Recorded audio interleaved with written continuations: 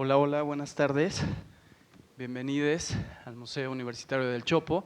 Pues estamos transmitiendo, ahí, la luz. Gracias por venir. Bueno, la gente se irá juntando conforme la lluvia nos deje llegar. Entonces, estamos transmitiendo en los canales del Museo Universitario del Chopo y también en nuestro canal de YouTube. Por lo que pues son dos tipos de públicos distintos. Entonces, pues nada, queremos darles la bienvenida a esta charla inaugural con Maricela Álvarez y Emilio García Huevi, que nos acompañan aquí. Bienvenides. Muchas gracias. Muchas gracias. Y bueno, a ustedes, porque pues está complicado esta hora para llegar al museo. Lo que nos convoca el día de hoy es el Archivo Filoctetes, que es nuestro proyecto de este mes en Artes Vivas y que sigue mucho la idea y la noción curatorial que hemos pensado para este año, que es revisar archivos en Artes Vivas y reactivarlos, detonarlos, dialogar con los creadores, con los curadores, las curadoras que también conforman esos archivos. Hay toda una metodología, un saber hacer para esta tarea que es harto compleja. Entonces, para las personas que no sepan quiénes son Emilio y Maricel, y para el protocolo de esta transmisión voy a leer sus semblanzas y después empezaremos la charla, si me lo permiten.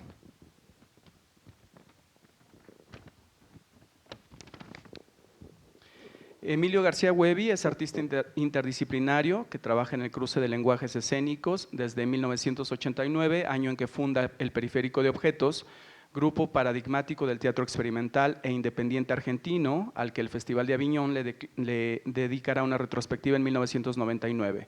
Se ha destacado como director teatral, regisseur, performer, artista visual y docente. Sus espectáculos, óperas, performance, instalaciones e intervenciones urbanas han sido presentados en los principales escenarios de los festivales y ciudades de Argentina, Brasil, Chile, Uruguay, bueno, una larga lista de países, o sea, muchos, Alemania, Polonia, Italia, Suiza, Australia y Japón, entre otros. Su poética intenta confrontar con las categorías estéticas establecidas, hibridando las disciplinas de manera que sus creaciones no puedan ser sometidas a ninguna definición precisa. Su búsqueda formal pretende establecer una dialéctica con el espectador, considerándolo parte activa de la obra. Trabaja a partir de estrategias formales que incluyen conceptos como lo obsceno, aquello que está fuera de la escena, la crisis, el accidente, la provocación, la inestabilidad, lo extraordinario, lo que se aparta del orden, la memoria, la muerte y la violencia. Intenta que sus montajes sean un espacio para la convergencia de las distintas miradas. Bueno, enorme. Y es breve lo que les estoy compartiendo. Maricela Álvarez, que es actriz, directora, curadora y docente. Su práctica se desarrolla en la intersección del teatro, la performance, la danza y las artes visuales, generando una fusión de los espacios en los que el cuerpo, como un aparato artístico y crítico, se puede manifestar. Trabaja en estrecha colaboración artística con Emilio, ha trabajado además con el Periférico de Objetos, con realizadores como Alejandro González Iñárritu, Sophie Calle, Jérôme Bell, Santiago Loza, William Kendrich, Eduardo Kasarinsky, Alejandro Tantanian, Nora Lezano, Diana Schönblum, Anna Katz y Vera Fockwill, entre muchos otros también. Sus trabajos y creaciones fueron presentados en prestigiosos teatros, galerías, museos y festivales, tales como el Centro de Experimentación del Teatro Colón, Teatro General San Martín, Concerttheater Bern, Berliner Festspiel, disculpen para los que hablan alemán, Academie der Kunst Berlin, Teatro El Galeón y Museo Universitario del Chopo en 2016, que fue la última vez que estuvieron acá en el museo, Centro Cultural Kirchner, Bienal Sur, Museo Nacional Centro de Arte Reina Sofía en Madrid y en festivales de cine como el de Cannes, Sundance, Morelia, San Sebastián y Venecia, entre otros. Desde 2017 se desempeña como curadora de la Bienal de Performance. Es la creadora del Archivo Filoctetes, que presentamos esta noche, y tiene el diploma de mérito Premio Conex Artes Visuales 2022 en la categoría de Performance. Wow, pues muchas gracias. Bienvenida Maricel, bienvenido Emilio. Muchas gracias. Muchas gracias. Y bueno, bienvenidos. Tenemos pues un privilegio, la verdad es que es un privilegio tenerles por acá.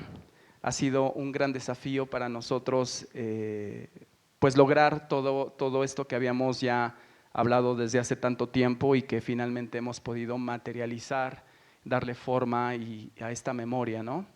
El archivo Filoctetes, como ustedes saben, es el resultado de un proyecto que se realizó hace 20 años, bueno, 22 años ya, que empezó en 2001 en Buenos Aires, pero realmente su primer arribo fue en la ciudad de Viena, en el 2001. Entonces, 2002, ¿no? Mayo del 2002.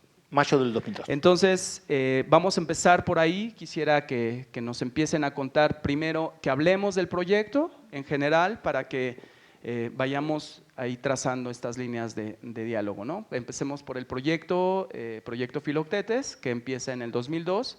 ¿Cómo surge? ¿Por qué surge? Y después hablaremos ya del archivo y la necesidad de archivar el acontecimiento, que es lo que le da título a esta charla del día de hoy. Emilio. Bueno, el origen del proyecto se remonta al año 2000, vale decir un poco antes de cuando se pudo materializar. De algún modo convergían algunos aspectos que me llamaban la atención. Buenos Aires fue una ciudad bastante excepcional en los 70 y en los 80. Primero, tuvimos una higienización por parte de la dictadura entre el 76 y el 83, con lemas como el silencio es salud, la ciudad tiene que estar limpia, etcétera, etcétera, pretendiendo hacer de esa ciudad una ciudad especie de modelo en Latinoamérica. Se decía que Buenos Aires era una ciudad europea, no era una ciudad latinoamericana, y entonces se proponía un poco eso. Ahora, en los 90, sobre el final de los 90, ingresa de manera brutal el neoliberalismo con los dos gobiernos consecutivos de Menem y genera un desastre socioeconómico en donde destruye la precaria industria local y empieza a generar desplazados que empiezan a habitar por primera vez las calles de Buenos Aires de manera evidente. Y esto es un golpe para la sociedad local, pero lo que a mí me empieza a llamar la atención es que inmediatamente incorporamos al paisaje del espacio, de la arquitectura de la ciudad, esos cuerpos como algo inevitable, como que para que el capitalismo funcione, estos cuerpos deben estar ahí, si no, no funciona el mundo. Y asumir eso como algo cotidiano, algo de lo que yo fui parte, me incentivó a pensar algún tipo de experiencia que pudiese revisibilizar aquello que había sido invisibilizado. Había aparecido, había llamado la atención, pero había sido invisibilizado de inmediato y que tenía que ver con los cuerpos yacientes. Entonces, la propuesta era volver a hacerlos visibles e imponer a la vista del transeúnte esos cuerpos otra vez. Pero siempre desde el punto de vista artístico, no desde el punto de vista político o sociológico. Evidentemente hay una relación inmanente en este proyecto con las derivas sociológicas o políticas, pero el acontecimiento buscaba ser eminentemente poético, artístico y no salir de esos márgenes. Por eso la idea de trabajar con muñecos, sino con actores, esquivando las estrategias de Augusto Boal del teatro invisible. Esto no tiene nada que ver con el teatro invisible, si bien sus orígenes son evidentemente similares. La diferencia en el caso de Boal es que la experiencia ficcional se diluye para que devenga en acontecimiento político, y acá la idea es que la experiencia artística devenga en acontecimiento político sin perder su aura artística. Entonces, ahí había como cierta diferencia.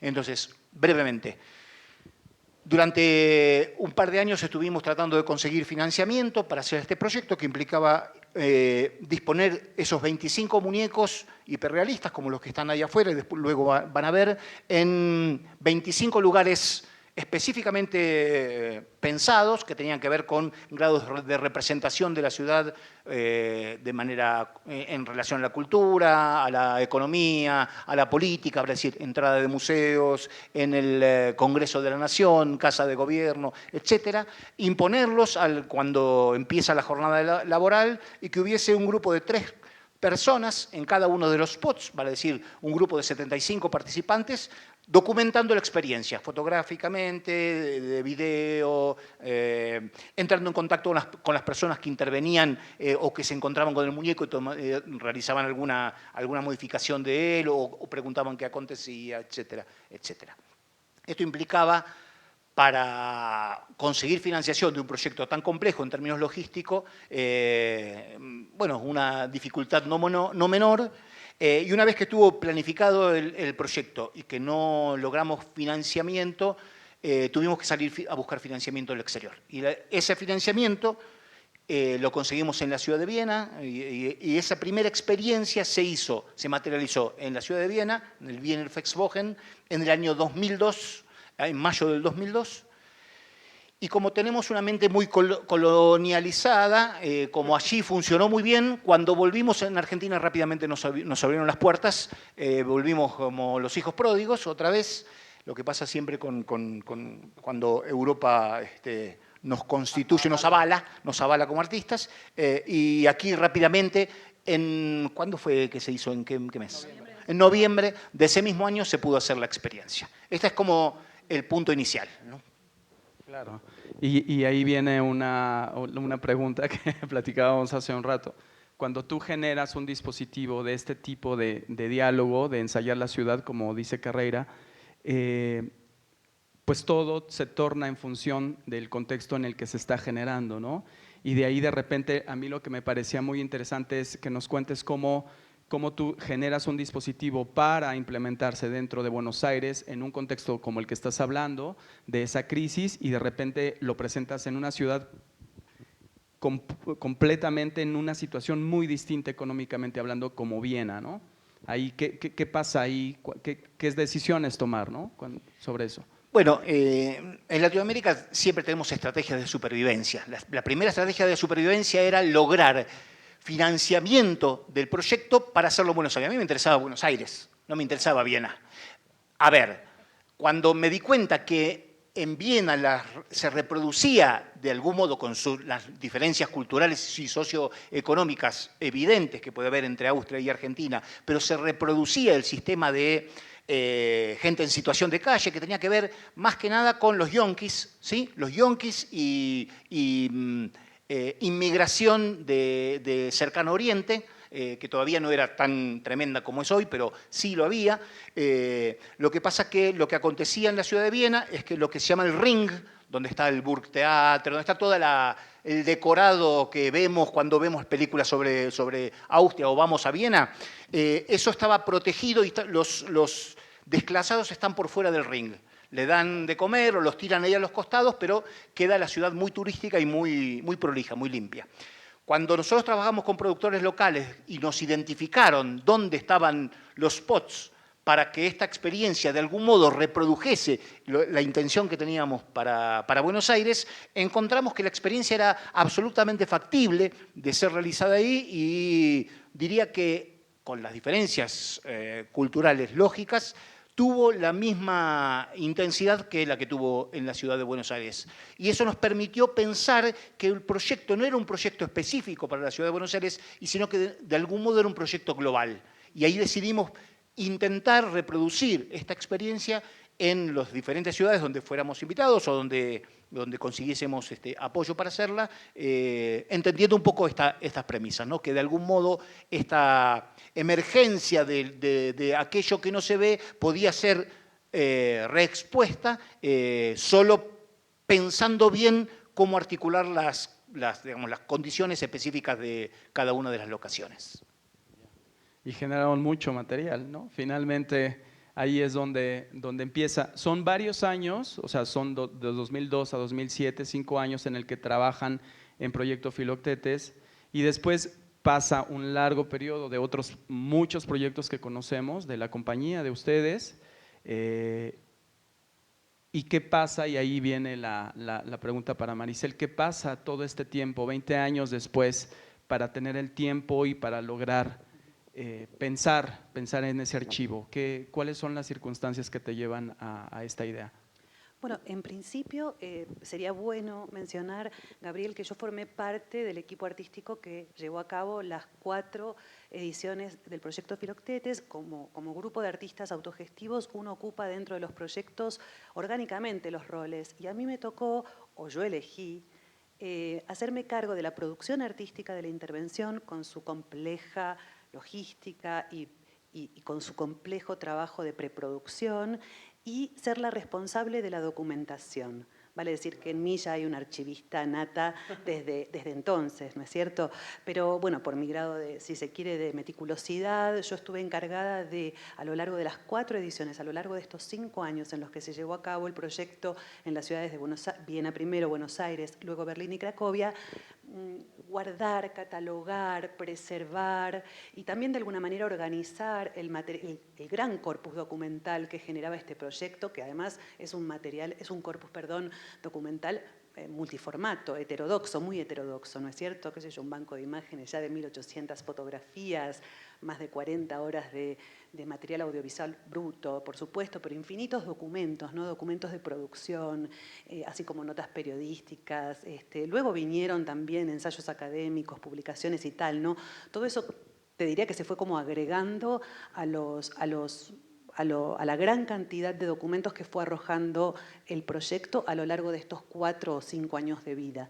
Y yo fui haciendo eso efectivamente, a medida que, digamos, producíamos, a medida que presentábamos, porque además cada proyecto terminaba con una pequeña, modesta, muy modesta exhibición de los materiales que se habían recabado en la experiencia para, de alguna manera, también abrir al público la experiencia de registro documental, ¿no? Para aquellos que no habían estado presentes en la intervención como actores de la intervención. Entonces ya había, de alguna manera, una intención de preservar los documentos para en algún momento hacer algo que quizás excediera el proyecto o cobrase cierta autonomía del proyecto, como efectivamente después el archivo Filoctetes hizo. Sucede que, bueno, la vida nos pasa, como también artistas independientes, nuestras inquietudes, nuestras preguntas nos conducen hacia otras experiencias. Pero todo eso quedó guardado en nuestro estudio, todos esos materiales tan valiosos quedaron guardados, muy bien guardados en nuestro estudio, y 20 años después, cuando atravesábamos también otra gran crisis, Emilio habló de la crisis del 2001 en la Argentina, de la crisis política, económica, social de la Argentina en el 2001, como, si se quiere, como puntapié inicial para poder llevar a cabo este proyecto, y que este proyecto interpelara, digamos, a nosotros mismos como artistas, pero también a quienes nos rodeaban en términos como coyunturales, contextuales, etc. 20 años después nos encontramos también, el mundo atravesaba una crisis sanitaria mundial, estábamos todos encerrados en casa y bueno, nada, el momento era más que propicio para abrir un poco el arca, abrir las arcas, abrir esas cajas y empezar desde nuestro presente, con 20 años de historicidad a favor, empezar a pensar esos documentos y a quizás a partir de la idea de una curaduría y de una gestión de la documentación, empezar a pensar un posible relato, ¿no? Y a ver de qué manera esos documentos nos interpelaban en el presente. Pues es que es vastísimo, ¿no? Es justo, me llama la atención y qué bueno que lo retomas, cómo desde el principio del proyecto estás vinculada digamos, de una manera orgánica con el hacer y poco a poco vas, produciendo, activando y archivando, ¿no?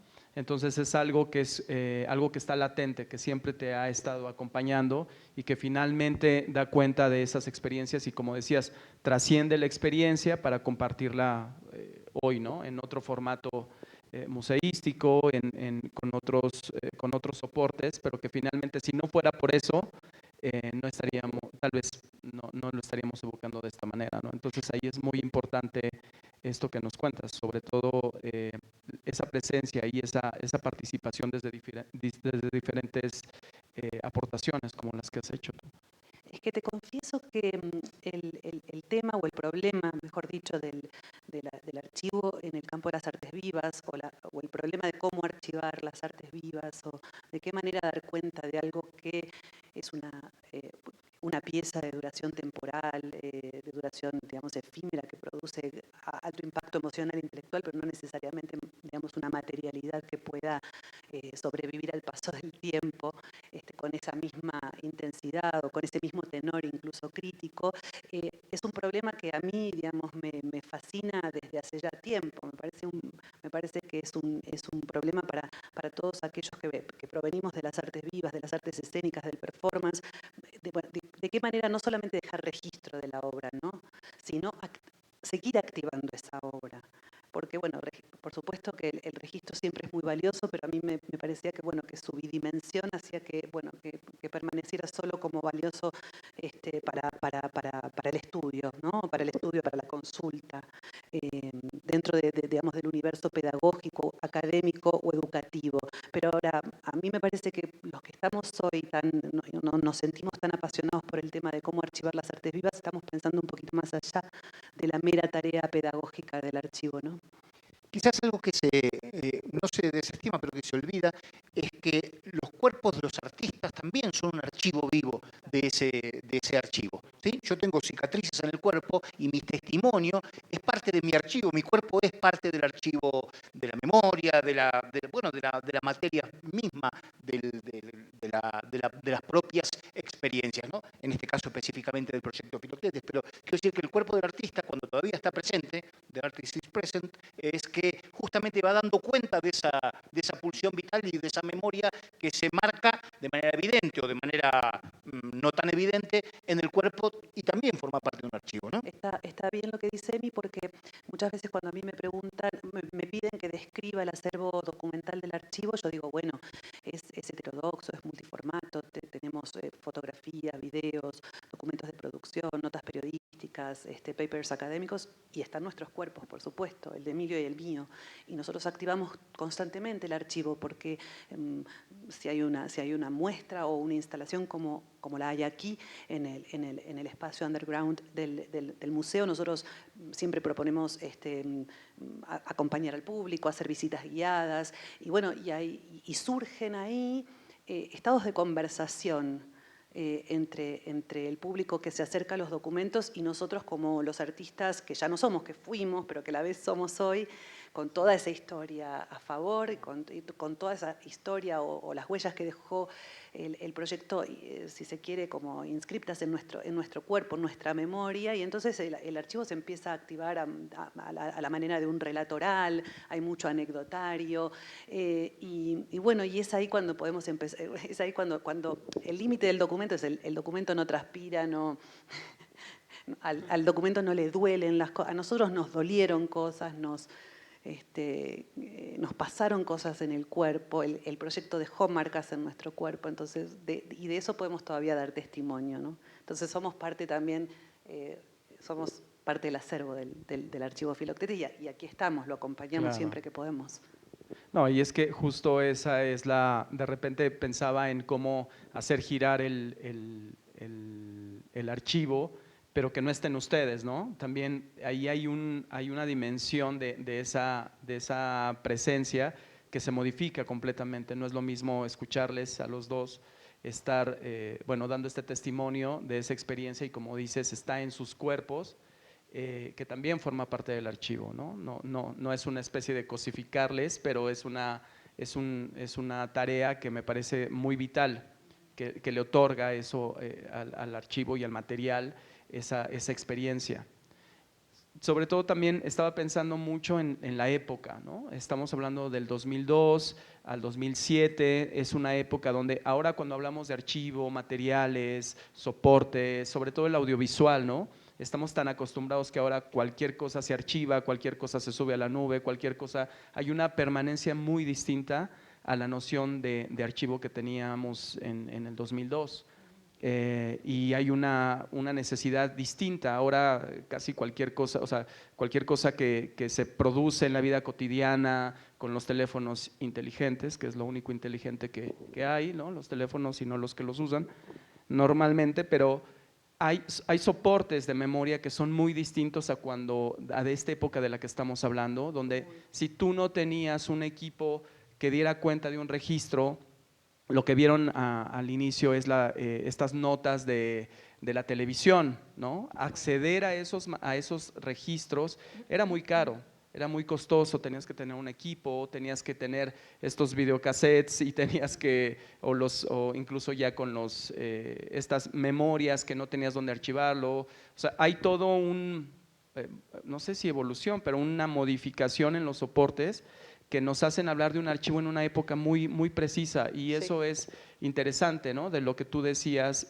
tú formaste parte de eso, pero también te preocupaste o te ocupaste de generar esos materiales, que no así era en esa época, no era tan así. No, claro. Bueno, a ver, todo el primer año de vida del archivo, entre marzo del 2020 y marzo del 2021, nos dedicamos, hablo en plural porque me acompañaron otros compañeros y compañeras en la labor, nos dedicamos casi exclusivamente a restaurar y a digitalizar los documentos del archivo, porque ya los formatos en los que estaban, como digamos, los formatos que albergaban toda esta información ya eran obsoletos. O sea, yo tuve que hacer un trabajo muy minucioso también para poder conseguir reproductores, por ejemplo, de VHS, ¿no? Y luego personas que se encargasen de digitalizar los VHS, que por supuesto existen, pero eso también es una labor minuciosa y costosa en este momento. Pero sí hay algo interesante que decís y me gustaría destacar. Nosotros trabajábamos en aquel entonces con participantes voluntarios y sobre todo la gran mayoría de ellos eran estudiantes de las diferentes disciplinas artísticas, entonces venían fotógrafos y yo recordaba cómo yo tomaba apunte de los nombres de cada uno de ellos para después poder concederles el crédito correspondiente, cómo después con los festivales nos peleábamos por los contactos fotográficos, porque, bueno, un poco también para cuidar la propiedad intelectual del material, ¿no? ¿A quién le pertenecía la propiedad intelectual de ese material? Si al festival que nos producía a nosotros, o mejor dicho a Emilio como creador del proyecto, o al fotógrafo que había tomado la fotografía. Entonces toda esta discusión respecto de la autoría ya se estaba dando entonces y fue muy útil para mí al momento de la creación de este archivo entender qué es lo que correspondía también hacer cuando se trata de un proyecto como Proyecto Filoctetes, que fue un proyecto colectivo también en un punto. El creador impulsó un proyecto con una idea, un concepto muy claro y por supuesto después también lo dirigió y contuvo a todos los que participaron del mismo, pero a la vez también les dio cierta autonomía artística, ¿no?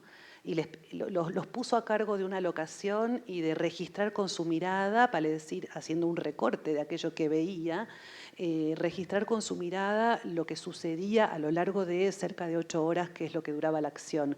Entonces, y ahí también debo decir, bueno, la pericia de cada uno de ellos es verdaderamente exquisita y puede verse la complejidad del registro que lograron en esta muestra, porque digamos, la colección de gestos que lograron capturar es muy, muy emocionante, pero bueno, vale decir que ellos también de alguna manera son y no son autores de la obra, ¿no?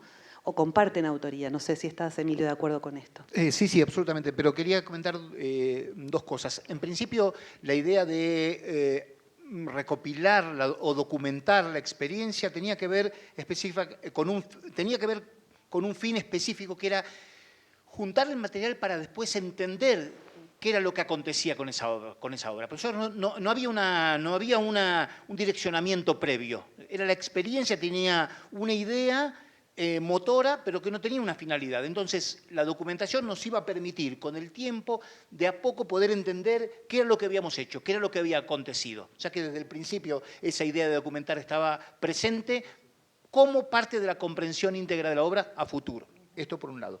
Y por otro lado, también hay que considerar que este tipo de experiencia genera un desdoblamiento de los participantes. Vale decir, si bien no son un equipo central de 4 integrantes, ¿no?, que éramos Maricel, yo y 2 responsables de la realización y cuidado de los muñecos, los participantes en principio eran los actores que impulsaban el posicionamiento de los muñecos, los cambios de posicionamiento de los muñecos, el registro fotográfico, sonoro, etcétera, pero en realidad, inmediatamente que aparecía alguien que intervenía sobre la experiencia, el espectador, se suponía que era el transeúnte, devenía el intérprete.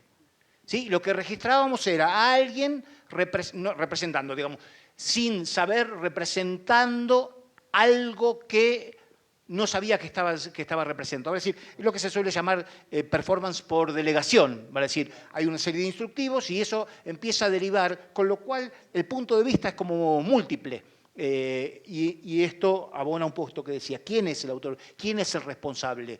¿Quién accionó sobre el muñeco? ¿Quién registró esto? ¿Quién tuvo la idea previa? El marco que lo contenía, una universidad en el caso de Buenos Aires, un festival en el caso de Viena, un festival en el caso de Berlín. Y esto derivaba también en muchos materiales que nos permitían, bueno, ir armando ese archivo sin saberlo todavía, ¿no?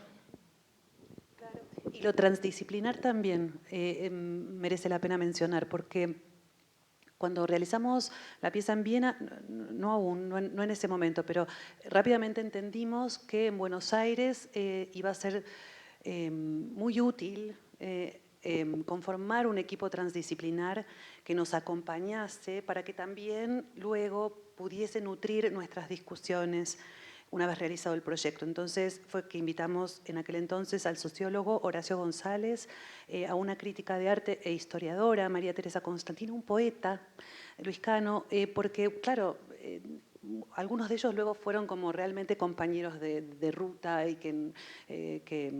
con quienes luego después pudimos impulsar algunas publicaciones. Bueno, vale decir, porque aportando ellos sus saberes, fue que entendimos que el proyecto tenía, digamos, era un proyecto expandido, ¿no es cierto? No era solamente un proyecto que podía como terminar en la experiencia artística, en la experiencia estética, sino que además se podía como expandir a otras disciplinas. Y ese guante lo recoge el archivo. Es clarito, ¿no? Porque hoy el archivo está conformado por también un grupo transdisciplinar de investigadores, archivistas, colegas artistas, ni hablar de investigadores, críticos culturales y tal, que también se han acercado como para hacer su aporte, pero hoy eso se da naturalmente. En aquel entonces fue más intuitivo esto de invitar a gente de otro palo, como decimos nosotros, pero de otra disciplina, para que contaminase nuestra práctica y nos ayudase a ver más allá o a ver lo que nosotros no veíamos, no sé, tan embuidos que estábamos como en nuestra tarea, ¿no? Claro, y hay una puesta en diálogo, ¿no?, de relaciones, de muchos saberes, no nada más es, o sea, no es que sea poca cosa, pero es desde la activación, de pensar el dispositivo escénico, después de registrarlo y, como decías, de ponerlo ahí a generar ese diálogo con el transeúnte, con el paseante. Y en ese sentido tiene mucho que ver con, justo decías, no es un proyecto es un proyecto que se mantiene en la esfera de lo poético, y genera polis, ¿no? En ese sentido es ya meramente político. Entonces me parece que ya desde el usar, porque quiero regresar a eso, al título, ¿no? El archivo Filoctetes es eso, el excluido, el apestado, el detritus que genera el neoliberalismo y nuestras ciudades contemporáneas, sociedades contemporáneas que desechan, ¿no?, que utilizan y desechan, y que eso pasa justo ahí. Me parece que estaba el punto entre ir desde Buenos Aires y pensar que es una situación de emergencia la que genera esta urgencia de reaccionar, pero llegar a una ciudad digamos, tan cuidada, tan preservada como Viena, donde no se ve eso, pero existe, ¿no? Una forma nos vamos dando cuenta de cómo lo escénico tiene que ver con la capacidad de volver visible esas problemáticas, ¿no? Y en ese sentido me parece que podría haber sido muy incómodo en Viena o en estas ciudades que esconden o que camuflan o que esconden toda esta problemática, ¿no? Porque es muy molesto, ahí se puede hacer, pero que ustedes hayan llegado a hacerlo visible me parece que fue un acto político muy, muy importante. En ese Sí, sentido. el caso paradigmático fue la ciudad de Berlín, ¿no? Uno entiende que la ciudad de Berlín es la ciudad ultraliberal en términos artísticos, que se fomenta, que hay una libertad absoluta para realizar cualquier tipo de actividad artística, y lo que pasó fue que a la mitad de la experiencia el gobierno de la ciudad decide prohibirla. A la mitad de la experiencia. Y yo me niego. Entonces estamos en contacto, entro en contacto con el responsable de... Primero, hay que aclarar para que quede claro, el proyecto se realiza con la aprobación del gobierno de la ciudad donde se va a hacer y con la información de los servicios de emergencia, bomberos, policía y servicios de ambulancia sanitarios, ¿no? O sea, teníamos los permisos y los avales del gobierno de la ciudad. A la mitad de la experiencia deciden cancelarla, prohibirla, ¿sí? Por alteración del orden público, una cosa muy general, ¿no? Nosotros nos negamos teníamos la autorización, después entro en contacto telefónico, estoy como una hora discutiendo con el responsable legal de la policía de la ciudad de Berlín y negocio cortar la experiencia a cambio de que en la mesa redonda que se iba a realizar unos días después con exhibición de material hubiese algún responsable del gobierno explicando por qué se cancelaba la experiencia. Y de hecho fue así, vino una persona y explicó, dando los argumentos locales o del gobierno local por qué se prohibía la experiencia. Se hizo la experiencia, pero inmediatamente después nos intentan imponer una demanda por 13.600 euros, que era el costo que había calculado la ciudad, que le había salido sacar cada ambulancia frente a un llamado falso, cuando nosotros teníamos el permiso de la ciudad. Obviamente que fue desestimada, pero de todos modos la voluntad punitiva estaba. Sabemos que no va a prosperar esta intención de castigo, pero lo intentamos igual, a ver si pasa. En una de las ciudades más liberales del mundo en términos de relaciones de la sociedad con el arte, ¿no? Bueno, claro, justo ahí es donde cuando piensas el espacio público en alguna de las charlas, tú mencionabas esas problemáticas, que no hay espacios públicos, no todos los espacios públicos que pensamos que son públicos están cooptados, están atravesados por el poder. Finalmente nuestros comportamientos, México es un país muy… que siempre la gente cuando viene de afuera dice, güey, los espacios públicos son interesantes, y cuando dices, ¿cuáles son los espacios públicos? Sal a la calle, quédate una hora parado sin hacer nada y vas a ser la persona más sospechosa del mundo. Ve al aeropuerto y no hagas nada, a ver si te dejan estar una hora parado en el aeropuerto. No hay espacios públicos, no tenemos esa sensación. Yo pienso siempre que el espacio público es el interior de la sociedad, ¿no? Al revés, o sea, pensarlo, porque es ahí donde converge realmente. Esa es la interioridad de nuestro ser social, que se muestra ahí. Entonces, ahí es donde nos damos cuenta cómo estamos cruzados por lo político y por el poder, finalmente. Y creo que en México pasa cada vez más y más, ¿no?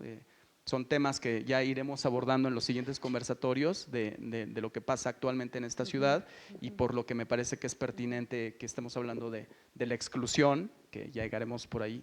Sí, una cosa a agregar es cuando el proyecto fue concebido, la fecha es previa al 11 de septiembre, previa a las Torres Gemelas. Con lo cual, cuando el proyecto se realiza, tiene la carga de la sociedad de control que ya estaba activa a partir de la paranoia de los yanquis, que se irradia rápidamente al resto del mundo. Con lo cual se modifica también esa relación del espacio público con la experiencia, tal cual como había sido concebida. Antes había sido concebida a partir quizás de un concepto abstracto entre lo vertical y lo horizontal, cuerpo caído y cuerpo en pie. Era como más naif. Pero deviene otra cosa por los acontecimientos sociales a los que se suma el estallido de diciembre del 2001 en Argentina, con la debacle socioeconómica. Y eso modifica las características específicas del proyecto, ¿no? Y ya a un espacio público bastante regulado hay que sumar, digamos, todo el control sobre el espacio público que ha ido increyendo en estos últimos años, al punto que nosotros sospechamos que sería imposible, inviable, conseguir hoy los permisos que conseguíamos entonces para hacer una acción de esta naturaleza en la calle, en la vía pública. En aquel entonces, si bien había regulaciones y controles, nosotros, de alguna manera también manipulando la narrativa, narrativa, vale aclarar, porque no éramos tan, digamos, no les contábamos toda la verdad a las autoridades, pero les contábamos parte de la verdad, de alguna manera, eso, como te decía, manipulando la narrativa para lograr un objetivo, que era que nos dieran el permiso. Yo creo que hoy eso no sería posible siquiera, aunque fuésemos súper creativos en el Santa María discurso. la Ribera no. En la alcaldía Cuauhtémoc, créeme que no lo podríamos, creo que en no Buenos lo Aires conseguiríamos. en Buenos Aires tampoco, desde ya, desde que gobierna la ciudad el PRO, cada vez hay más y más control. De hecho, las manifestaciones políticas están hoy reguladas, para que te des una idea, en Buenos Aires por lo menos. Digamos, el gobierno de la ciudad debe dar permiso a los manifestantes para que se manifiesten, eso es un contrasentido, ¿no es cierto?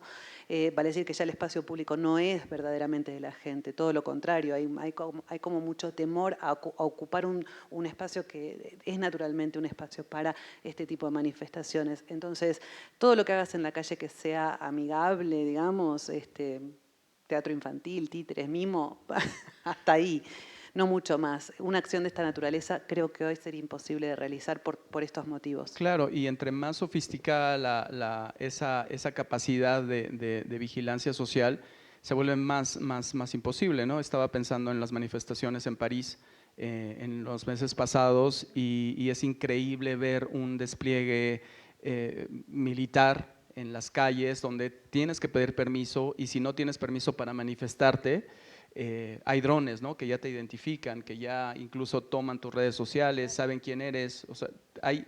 Marche preso. Exactamente, ya se rompió. Una anécdota en relación al proyecto es que en el año 2004 fuimos invitados por la ciudad de Kioto, Japón, a realizar la experiencia en la ciudad de Kioto. Viajamos a Kioto, elegimos los lugares, formaba parte el proyecto formaba parte de una actividad de la Universidad de Artes y Diseños de la ciudad de Kioto, que nos llevó, escogimos los lugares, pero en ese momento ellos hicieron los trámites y no consiguieron los permisos, con lo cual quedó frisado. Nos volvimos a Argentina y al otro año, o 2 años después, al otro año nos vuelven a invitar para tratar de lograr los permisos.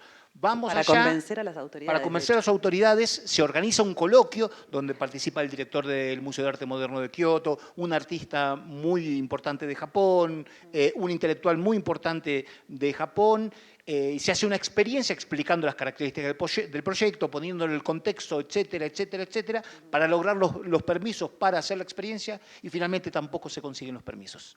En la suposición del gobierno que otorgar los permisos implicaría generar una disrupción del espacio público que en Japón está muy regulado desde el gobierno, pero también desde los mismos japoneses en esa relación que tienen con los otros cuerpos y con ese intermedio que es el espacio, ¿no?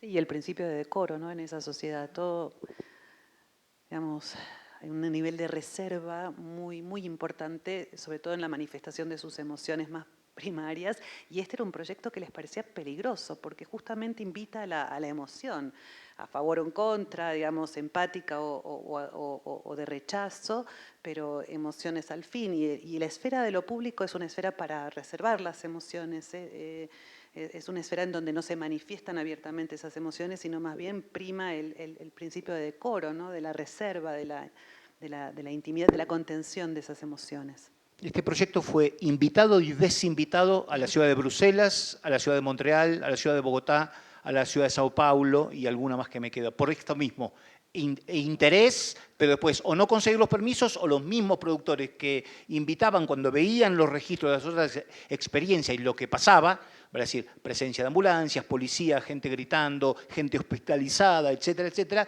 decidían desinvitarnos. Claro, y ahí hay esta noción también de cuáles son las características de un dispositivo de esta naturaleza y la irrupción de un performance en una escena que no necesita un permiso, ¿no? O que necesariamente va en contra de todo esto y que irrumpe completamente rompiéndolo todo. O sea, ahí también es una forma muy distinta de activar una pieza, de activar un dispositivo que no era la conveniente para los objetivos que ustedes estaban buscando, ¿no? Porque ahí hay como esas dimensiones de lo escénico que también es interesante que platicar más adelante sobre el acto performativo y la performance art, ¿no? También ahí hay esas nociones donde puedes romperlo una vez, pero sabes que no hay vuelta para atrás y no es la idea también del proyecto. Entonces, es que tenemos muchos conversatorios adelante que tenemos ahí un programa que después compartiremos poco a poco con los títulos de las charlas que tenemos pendientes. Acá la idea es también que ustedes participen, las personas que están acá. No sé si tenemos, sí tenemos ahí un micrófono. Y que bueno, nos compartan comentarios, dudas, preguntas también, aprovechando que están Maricel y Emilio con nosotros, y también que nos digan si tenemos alguna pregunta en la transmisión. ¿No? También para que se ¿Cómo sumen no? a la charla, porque tenemos… ¿cuánto tiempo tenemos? 3 horas. No, tenemos unos minutos. Ok. Entonces todavía tenemos unos minutitos. Muy bien. Si tienen alguna, vayan pensando en qué preguntarles, aprovechando que están aquí y aprovechando que ya vinieron hasta acá, los queremos escuchar también. Tenemos a lo largo de estas 3 semanas, porque son 3 semanas, hemos diseñado estas pláticas para que ustedes conozcan de cerca el archivo y que vayamos pensando juntos cuáles son esas dimensiones de archivar las artes vivas y cómo archivar el acontecimiento. Una de las cosas que platicábamos es que para nosotros es muy importante ya hacer estos conversatorios porque en sí mismos ya son el archivo de lo que estamos generando, ¿no? Entonces se vuelven en el acto, en la acción misma, se vuelven archivo por la capacidad tecnológica a la que me refería antes, ¿no? Una transmisión que ya va a quedar ahí y que nos trascenderá siempre, ¿no? No, y también, a ver, en la instalación que trajimos aquí al Museo del Chopo, que es una síntesis de una muestra un poquito Hay más que grande. decir eso también. Es una síntesis de una muestra que hicimos en diciembre de 2021 en el Centro Cultural Kirchner, que, claro, como se cumplía, era el 20 aniversario del estallido social en la Argentina, hubo una serie de actividades importantes en relación a ese episodio, a ese hecho histórico, y una de ellas fue esta gran muestra que presentamos allí, además de otras actividades, ¿no? Como un coloquio sobre arte y espacio público, artivismo, que también es un concepto con el que el proyecto Filoctetes se pelea, pero es muy buena esa discusión, es muy bueno dar esa discusión, porque muchos han leído la pieza como si se tratase de una pieza de artivismo, y el mismo artista en sus fundamentos, en los fundamentos de su obra, niega por lo menos niega esta posibilidad como punto de partida, ¿no? Pero lo que quería aclarar entonces es que esta instalación aquí es una síntesis de aquella muestra, y que por otro lado aquí exhibimos documentos del proyecto Filoctetes, básicamente. Pero aclarar que el archivo ha ido engordando ese acervo documental con nuevos materiales. Como vos bien decías, esta conversación quizás ya pase a formar parte de ese acervo, y desde ya te confirmo que sí, pero además también entre el año 2021 y 2022 también, digamos, abrimos como una nueva, si se quiere, una nueva sección en nuestro sitio web que se llama Derivas, en la cual están participando infinitos amigos de este archivo que vienen vienen del psicoanálisis, de las artes visuales, por supuesto, de las artes escénicas, de politólogos, de la academia también, por supuesto, en cualquiera de las disciplinas artísticas. Entonces es muy interesante porque esa sección Derivas está produciendo permanentemente nuevos documentos que vienen como a engordar nuestro acervo y, bueno, y a fortalecer esta idea de que, nada, que el archivo también es un proyecto expandido y que puede como ir mutando y ir avanzando, ¿no? También. No quedarse solo en la memoria de un proyecto, ¿no? Específico, ¿no? Sino abrirse un poco también a otros proyectos que pueden entrar en diálogo con este en particular de Emilio. Claro, y en ese sentido a mí lo que me pasaba cuando platicábamos, y eso también lo quería compartir, es que ahora que dices del el abordaje anterior en el Centro Cultural Kirchner, pues que sepan que es un espacio enorme, bueno, bastante grande, con diferentes salas, donde todos los materiales encontraron otra forma de habitarlo. Entonces, de repente a mí me parecía un gran reto, o sea, incluso lo platicamos muchas veces de cómo dar cuenta de todo eso en un espacio, pues con estas limitaciones que nosotros tenemos, ¿no? De espacio, de medios, de recursos, pero era importante para nosotros también seguir con esta línea, como les decía al principio, de revisar esos archivos. Hicimos justo en el mes de febrero Bitácora del Atentado, que es este proyecto con Ángel Hernández, donde visitábamos también parte de los materiales de Teatro para el Fin del Mundo, en fin, de otras iniciativas que nos parece que también están siguiendo este paso, ¿no? Estos pasos que también tienen esa preocupación en México, y es una preocupación me parece muy actual. Hay muchas compañías en México que están, compañías teatrales o escénicas, que están desarrollando diferentes formatos, y me parece que eso es muy importante porque al final vamos a vincularlo, ¿no?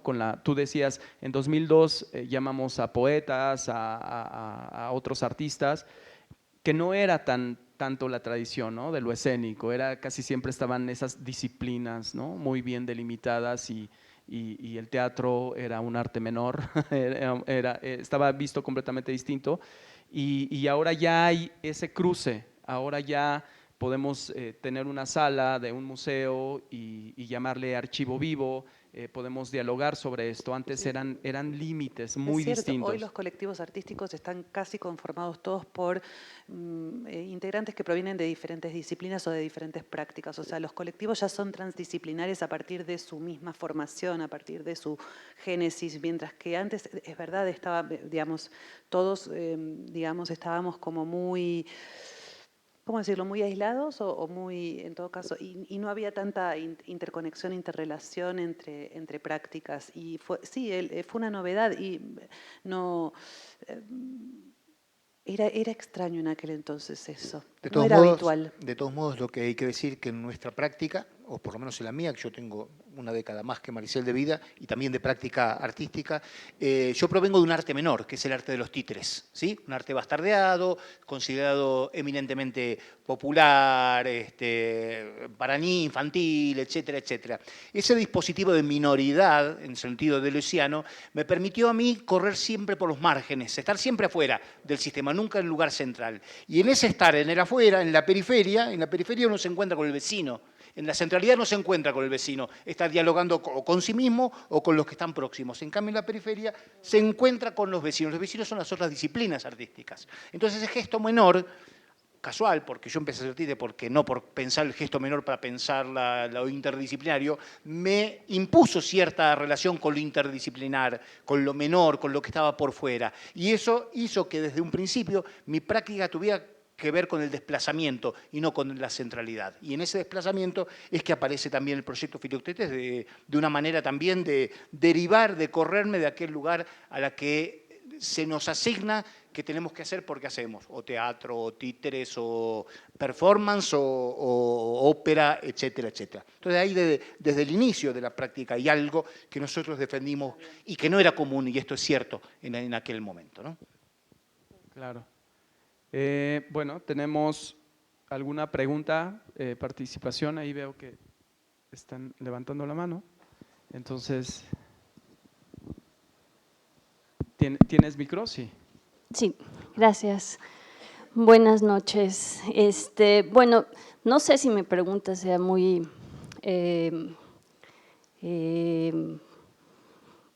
o quepa mucho en este momento, pero a mí me interesa muchísimo conocer, Emilio,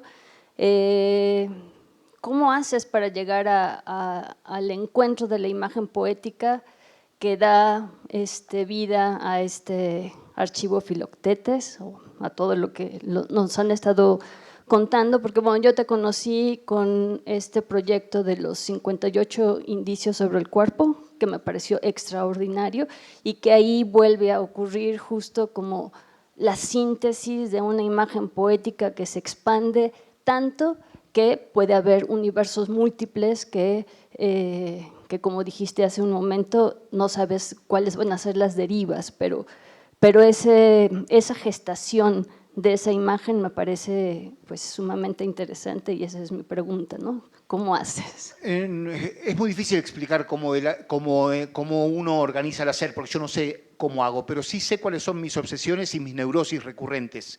Y si podemos trazar una línea entre el proyecto que vos mencionás de 58 indicios sobre el cuerpo y el proyecto Filoctetes, hay una obsesión que tiene que ver con el cuerpo. Para mí, todo mi trabajo en 30 años de práctica tiene que ver con el concepto del cuerpo como campo de batalla. ¿Sí? El lugar donde se dirive, el cuerpo individual, pero también el cuerpo colectivo como campo de batalla, el lugar donde se dirimen todas las batallas entre uno o los unos y el enemigo. Y el enemigo es el mercado, el capital, las imposiciones, la moral, la religión, en nuestro caso el catolicismo, etcétera, etcétera. Entonces, ¿de qué manera el cuerpo se enfrenta a los atentados que el mercado le impone en nociones de belleza, en nociones de salud, en nociones de comercio, en todo lo que sabemos que busca hacer mella sobre el cuerpo para generar un cuerpo unificado, masificado y puro de consumo? Entonces son todas estrategias que tienen que ver con relacionar el cuerpo con el mundo, ¿sí? De diferentes maneras. Y bueno, uno va buscando, son pruebas y errores. Un montón de prácticas son fallidas porque, bueno, de eso se trata. Uno no tiene la garantía de lo que va a acontecer. Cuando hicimos este proyecto no sabíamos qué iba a ser o que iba a tener de algún modo generar o poder generar el corpus que generó a posteriori. Podía ser un fracaso y hemos tenido un montón de fracasos en este sentido. Son búsquedas, son pruebas, son experiencias que no están garantizadas porque no buscan reproducir prácticas anteriores, sino buscan correrse, y en ese corrimiento está, bueno, el devenir, el accidente, y en el accidente puede ser un accidente fabuloso de descubrimiento o un accidente fatal que no te permita avanzar, ¿no? Pero ¿cómo? Es muy difícil, ¿no? Es como tener ciertas herramientas que te da la experiencia, pero al mismo tiempo unas ciertas inquietudes y ciertas libertades de no tener que responder a patrones. Cuando digo patrones, alguien que te financia y que te diga tenés que hacer esto, tal cosa, pero también patrones de modelos, de prácticas previas, sino tratar de liberarse de ese yugo, de esa presión o de ese molde para, bueno, encontrar como cierta libertad creativa, esto muy encomillado, ¿no? Gracias. Ahí hay una pregunta, ¿alguien más? Ahí voy a leer una pregunta también de Tintaneo de Facebook. Dice, ¿pueden adelantar algo sobre la metodología de documentación que realizan o habrá algún conversatorio especial para ello? Bueno, sí, el sábado y el domingo próximos tenemos a las 5 de la tarde los conversatorios, igual, 2 activaciones en las que abordaremos justamente esta parte de los procesos, los procedimientos metodológicos del archivo. Pero si tú quieres decir algo, Maricel, de adelantar algo sobre ello. Lo más sensato que puedo decir a esta altura es que, bueno, el archivo Filoctetes es un archivo en proceso y es muy consciente de que es un archivo en proceso y está entonces buscando todo el tiempo cómo definirse, ¿no es cierto? Y esta es afortunadamente es una conversación abierta, una conversación con colegas archivistas, con investigadores, con curadores y por supuesto también con artistas que provienen de las artes escénicas o de las artes vivas, porque digamos, es una pregunta, es un interrogante que no tiene una respuesta, al menos no tiene una respuesta pura y dura. Estamos entonces viendo cómo se construyen estos espacios de memoria, digamos, de alguna manera tratando como de ser fieles a cierta vitalidad, a cierta pulsión vital que tienen, digamos, las artes que queremos archivar, ¿no? Por otro lado, bueno, en cuanto a si de metodología se trata, bueno, nosotros pasamos por todas las etapas como de manual. Fue muy importante para la recuperación de los documentos pasar por una etapa, por supuesto, de restauración, de digitalización, y bueno, insisto, como fue un proyecto que se realizó entre los años 2002 y 2007 y, digamos, en términos tecnológicos estamos a años luz de aquel entonces y, bueno, digamos, hoy hubo que hacer una labor en ese sentido como de restauración, de recuperación de documentos, bueno, que pasó por las manos de los expertos y ahora en lo que en realidad esta instancia o esta etapa que es la más interesante de todas, más allá de las activaciones que venimos impulsando, que van desde esta muestra que está itinerando hasta los coloquios, hasta una futura publicación. Digamos, en lo que estamos también en este momento como muy interesados es en entender, digamos, qué narrativa construye la curaduría de un archivo o qué narrativa se construye a partir de una gestión, de la labor de gestión de un corpus documental, de un acervo documental. Yo tengo la fortuna, si se quiere, como curadora de tener al artista vivo, de tener al artista presente. Por ahora. Por ahora. De hecho, convivo con el artista, entonces eso puede generar algún tipo de fricción en nuestra labor, pero no, más bien todo lo contrario. Mantenemos un buen diálogo, incluso un muy buen espacio dialéctico de discusión. Entonces, digo, pero también trato de mantener cierta como independencia, ¿no es cierto? Porque si no, no habría como espacio precisamente para que la curaduría también sea una práctica creativa. Y esto me parece como muy importante. Después, por supuesto, podemos entrar en discusión, pero ahí está bien, porque entonces se expone esta discusión también como una activación de este archivo. Así que bueno, y en esta construcción de esta narrativa no pretende jamás ser una narrativa hegemónica, no va a ser solamente lo que yo lea o lo que yo construya en términos de relato a partir de estos documentos, sino que intenta ser también, por supuesto, una narrativa que se construye con otros. Por eso derivas, por eso la sección derivas, y en esa sección también se discute mucho la categoría de archivo dentro del campo de las artes vivas y también se discute mucho ciertas como imposiciones en términos como casi científicos que provienen de la archivística más académica, ¿no? Nosotros, por otra parte, aclarar, ¿no? Yo soy un archivista artista. No tengo formación académica como archivista, ¿no? Entonces, bueno, este archivo adolece, o se beneficia o no de esta potencia que yo le aporto, ¿no? Como desde mi subjetividad, desde lo que yo produzco como artista, como creadora. Hay un montón de agujeros negros en este archivo. Yo reconstruyo a partir de una memoria que ya no sé si es una invención, si es una creación, si es una ficción.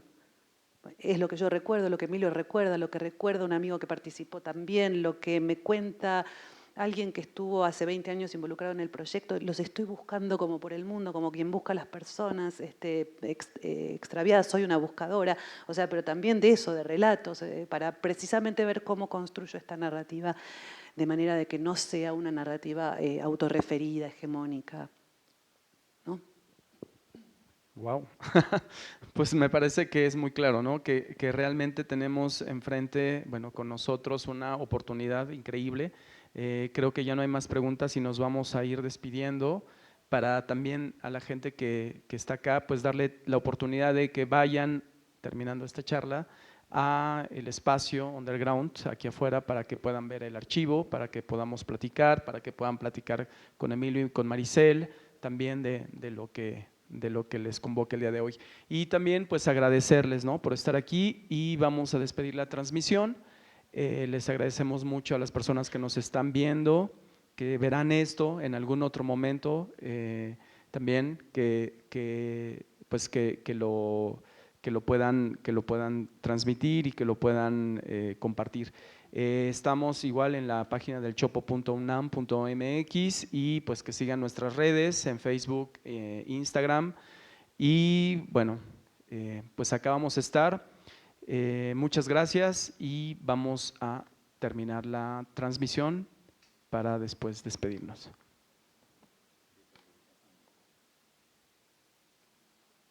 Gracias, maestro Paulo. Ahora sí podemos, no, ahora sí podemos hablar. No. Todo lo que nos… Bueno, pues nada, exacto, ahora sí ya me voy a sentar.